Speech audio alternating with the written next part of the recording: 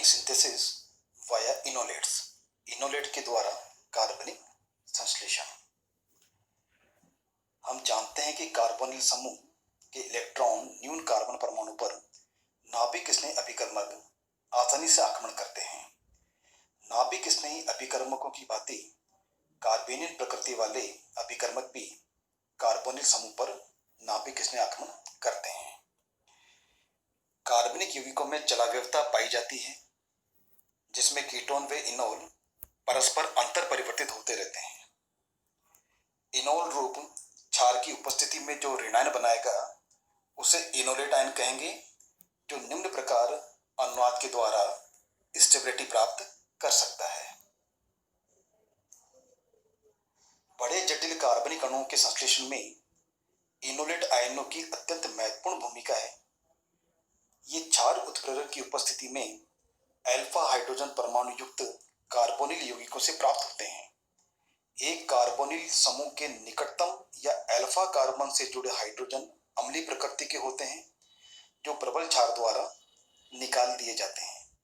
इस प्रकार बने कार्बोनियम या इनोलेट ऋणायन एल्किल हैलाइड के साथ नाभिक स्नेह प्रतिस्थापन अर्थात SN2 अभिक्रिया संपन्न करते हैं।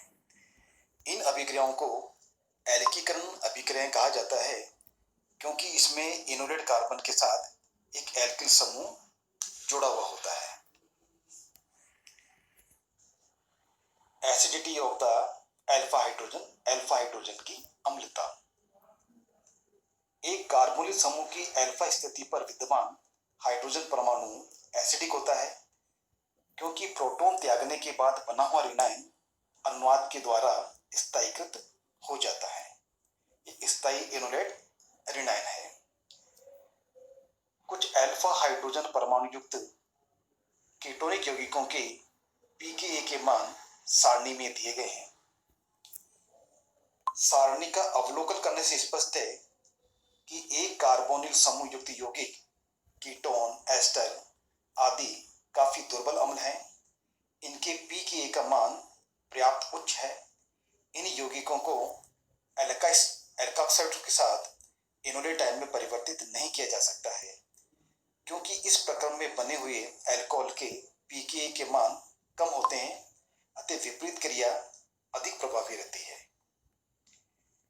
इन यौगिकों से एमाइडोन जैसे प्रबल क्षारों के साथ अल्फा प्रोटॉन का निष्कासन आसानी से कराया जा सकता है। एक सरल कीटोन की तुलना में एक सरल एस्टर के pKa का मान उच्च है, अर्थात एस्टर अल्फा हाइड्रोजन परमाणु कीटोन की तुलना में कम अम्लीय है।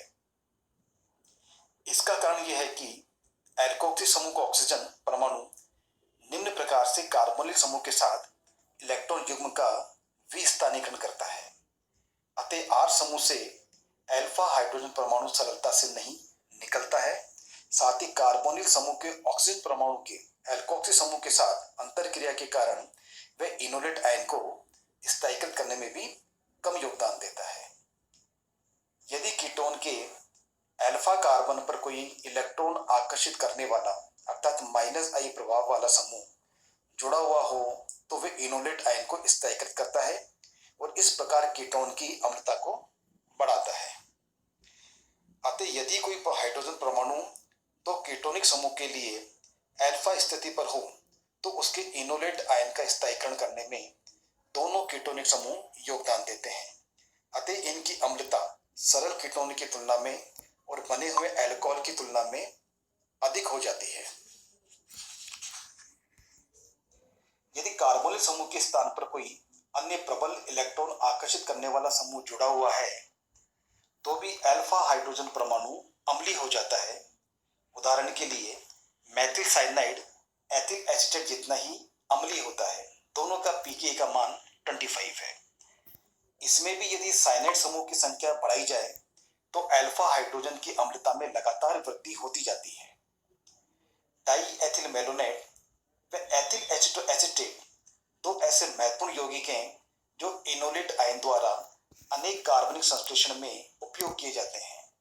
इन दोनों के अल्फा हाइड्रोजन अल्कोहल से अधिक अम्लीय हैं और एथोक्साइड आयनों की तुल्य सांद्रता के साथ ये आसानी से इनोलेट आयन बना लेते हैं।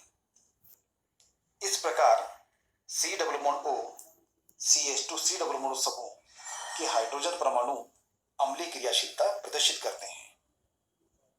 अतः ऐसे CH2 समूह को सक्रिय मैथिली समूह कहते हैं जो दो कार्बोनिल समूहों अथवा अन्य इलेक्ट्रॉन आकर्षित करने वाले समूह के मध्य में स्थित है, जैसे malonic ester, acetoacetic ester, cyanoacetic ester.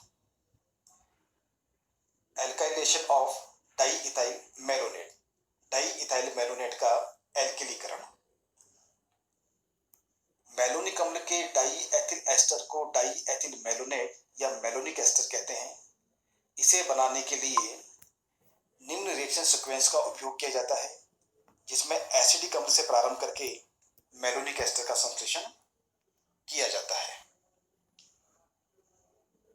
Ethyl malonate के अंतिम उत्पाद के रूप में अल्फा प्रतिस्थापी एसिटिक अम्ल बनते हैं। मेलोनिक एस्टर एक अत्यंत ही उपयोगी अभिकर्मक है, जिसकी सहायता से कई प्रकार के अम्लों का संश्लेषण किया जा सकता है, जिसमें निम्न प्रकार की अभिक्रियाओं को संपन्न कराया जा सकता है। पहला चरण है मेलोनिक एस्टर की जब सोडियम एथोक्साइड के साथ अभिक्रिया करवाते हैं तो इसका मोनोसोडियम लवण बनता है, जिसका एनायन इनोलेट रेनायन अनुनाद के द्वारा स्थायीकृत हो जाता है। सेकंड चरण है जब इन सोडियम लवणों की किसी हैलोजन व्युत्पन्न के साथ क्रिया करवाई जाती है तो SN2 अभिक्रिया के द्वारा सोडियम हैलाइड निकल जाता है और एल्किल प्रतिस्थापी मेलोनिक एस्टर बनता है। यदि एल्किल हैलाइड टर्शियरी नेचर का हो तो SN2 के स्थान के ऊपर E2 अभिक्रिया संपन्न होती है और एल्किल बनती है। तीसरा चरण है जब एल्किल प्रतिस्थापी मेलोनिक एस्टर का जल अपघटन करवाया जाता है तो प्रतिस्थापित मेलोनिक अम्ल बनते हैं। चौथा चरण है जब मेलोनिक अम्ल अथवा इसके प्रतिस्थापित व्युत्पन्न को गर्म किया जाता है तो मोनोकार्बोक्सिलिक अम्ल बनता है, क्योंकि इन यौगिकों में एक ही कार्बन परमाणु पर एक से अधिक दो कार्बोक्सिलिक समूह जुड़े हुए हैं, जो 150 से 200 डिग्री सेल्सियस तक गर्म करने पर कार्बन डाइऑक्साइड का एक अणु खोकर मोनोकार्बोक्सिलिक अम्लों में बदल जाते हैं। उपरोक्त चार मूलभूत अभिक्रियाओं की सहायता से हम मेलोनिक एस्टर से कई प्रकार के अम्ल प्राप्त कर सकते हैं।